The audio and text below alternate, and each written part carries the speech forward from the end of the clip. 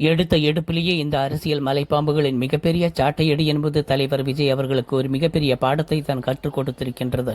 விஜய் அவர்களின் அரசியல் பயணத்தில் அவரை மெருகேற்ற கிடைத்த ஒரு மிகப்பெரிய பாட புத்தகங்களாக இருக்கின்றது. தங்கத்தை எவ்வளவுதான் தீயில் இட்டு கருக்கினாலும் அதன் தரம் குறைந்து விடாது என்பது இந்த தலைவர்கள் எல்லாம் காணத்தான் போகிறார்கள். இப்ப தமிழ்நாட்டில் இருக்கிற தீய சக்தி ஒன்னு இல்ல 2. இப்ப எடப்பாடி மீது வச்சிருந்த கொஞ்ச நெஞ்ச மரியாதையும் அவரே குழி தோண்டி பதிச்சிட்டாரு. இப்படி 40 சீட்டையும் 50 சீட்டையும் கையில் வச்சுக்கிட்டு பதவிக்காக நாய் மாதிரி அலையிறீங்களே, உங்களுக்கெல்லாம் வெக்கமா இல்லையா?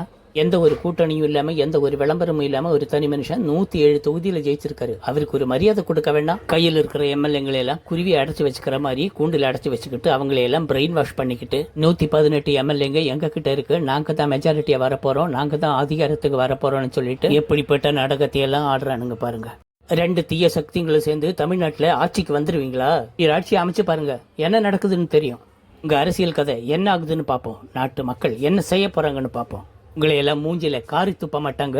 விசிகா கட்சியோட திருமா இவரை புரிஞ்சுக்கவே முடியல. இவர் ஆதரவு கொடுக்கறாரா இல்ல கொடுக்காம இருக்கிறாரா? ஆதரவு கொடுக்கற மாதிரி ஒரு சைடுல பேசிட்டு தீய சக்திங்க கிட்ட போய் பேசுறதும் இதுக்குள்ள ஏதோ ஒரு விஷயங்களை சொல்றதும் தலைவர் விஜயோட கண்ணுல விரல விட்டு ஆட்டலான்னு நினைக்கிறாங்களா என்னமோ தெரியல. ஏன்னா அதிகாரத்தை கேட்கற மாதிரி கேட்டுட்டு பதவியை கேட்கற மாதிரி கேட்டுட்டு இந்த கூட்டணிக்குள்ள நுழைஞ்சா இவர் விஜய் அவர்கள் முதலமைச்சரான பிறகு இந்த தீய சக்திக்கு எதிராக ஏதாவது நடவடிக்கை எடுத்து விட்டால் இவர் விஜய் அவர்களோட கண்ணுல விரல விட்டு ஆட்டலான்னு என்னென்னமோ ஐடியா எடுத்திருக்காங்களா என்னமோ தெரியல. இதுல இருந்தே தெரியுது இவங்க எல்லாம் எவ்வளவு பெரிய ஒரு மலைப்பாம்புகளா இருக்காங்கன்றது. ஆனால் எப்படி தலைவர் விஜய் அவர்கள் இவர்களை எல்லாம் எதிர்கொண்டு ஆட்சியை நகர்த்தி கொண்டு போவார் என்று நினைக்கும் பொழுது சற்று பயமாகத்தான் இருக்கின்றது.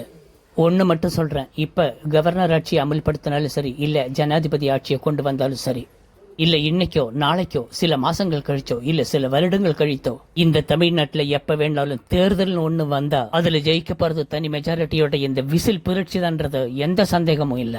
அரசியல் வரலாறுல இந்த தமிழ்நாட்டோட அரசியல் வரலாறுல இந்த தீய சக்திகளோட கடைசி நாடகம் இதுதான்றது மக்களுக்கு தெரியும். இத நீங்களும் எழுதி வச்சுக்கோங்க.